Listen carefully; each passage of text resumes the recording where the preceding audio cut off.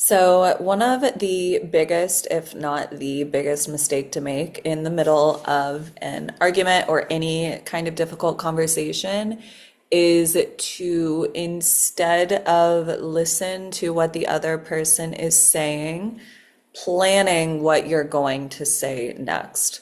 All of us are guilty of it. I find myself doing it all the time, and I have to stop myself from doing it. And I'm able to do that because of the mindfulness practices that I've now incorporated into my day-to-day life so that my brain catches me in the moment when I start to do it, so that I can instead choose to be in the moment and truly actively listen to the other person instead of getting in my head and just thinking about what I want to get out. It is so important for a conversation like this to go well that we actually listen to the other person, not just act like we're listening to the other person to make them feel better, to actually really, really listen to the other person. So, here are some strategies, techniques that can help you actively listen to the other person. My first one is visualize what the other person is saying. So if they are explaining to you a situation that upset them, if they're talking about, what they would like to happen in the future, use their words to create a visual, a picture, a movie in your head that shows what they're saying. I'm a very visual person, and I know that a lot of others are as well. So this is what really helps me. If I find my mind starting to drift, I visualize with a picture what they're saying. If that doesn't make sense, I will literally try to visualize the words that they're saying, almost like it's subtitles, almost like I'm reading what they're saying. That really makes my attention have to be locked in to what they're saying because of those subtitles. So those are the top two that I use the most. Other techniques, strategies: listen to someone as if you know that you're going to have to summarize it back to them.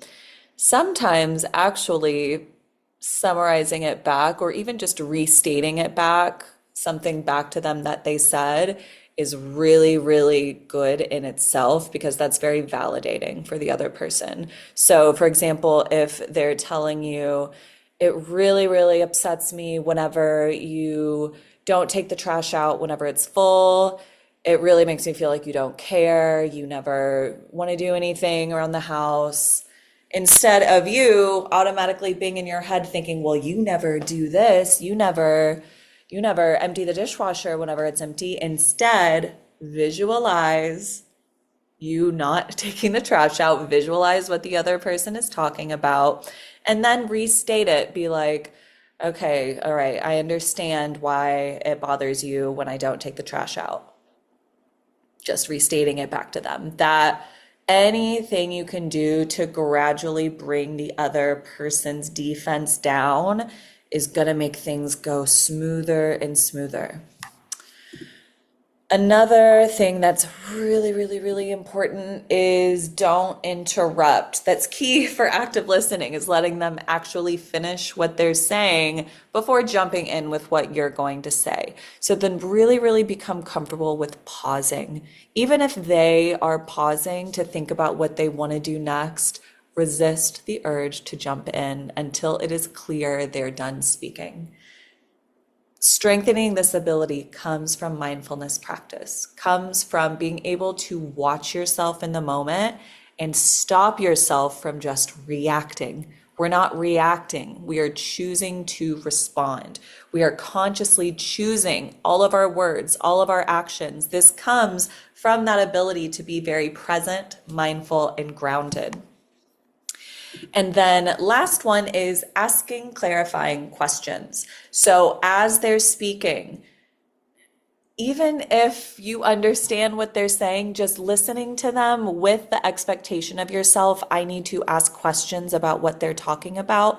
That's going to make sure that you're really paying attention as they're talking. So going back to the scenario I just talked about with the taking the trash out, as your partner, whoever is talking about that, be like, Okay, so I hear that you get upset whenever I take it out at night. Is there another time that you feel like I should take it out, or that didn't really make sense?